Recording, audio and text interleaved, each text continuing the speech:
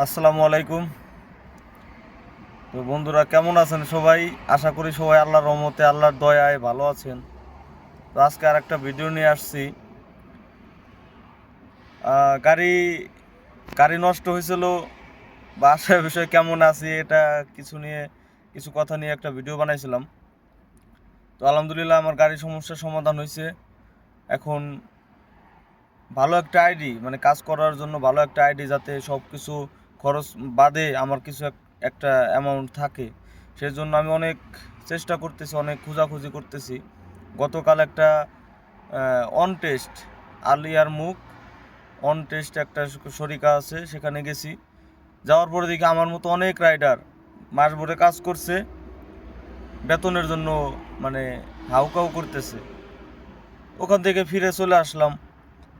এখন ভাই মাস ভরে কাজ করব, কম হোক বেশি হোক, মাস শেষে যদি বেতনটা ক্লিয়ার না হয়, এই দুঃখ তো থোয়ার মতো জায়গা নাই। কার কাছে বলা যাবে এই দুঃখগুলা? এখন আজকে আবার আরেকটা শরিকায় আমি যাব একটু পরে। তো দেখি আল্লাহ কি করে।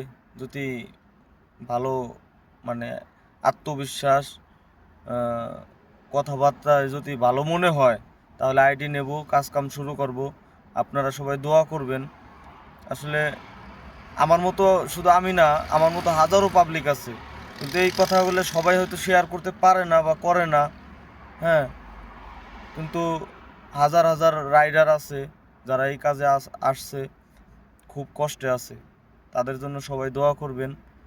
আর আমার ভিডিওতে মানে একটু সাপোর্ট করেন, যাতে পরবর্তী আপডেটগুলো আমি দিতে পারি। অনেক বাংলাদেশি আছে, আমার বাংলাদেশি ভাইয়েরা আছে, এই ফুড ডেলিভারির কাজের কথা শুনে পাগল হয়ে যায়। যাব, এই মোটর সাইকেল চালাবো না এই প্রাইভেট কার চালাবো। হ্যাঁ, কিন্তু ভাই আমার ভিডিওগুলো দেখেন।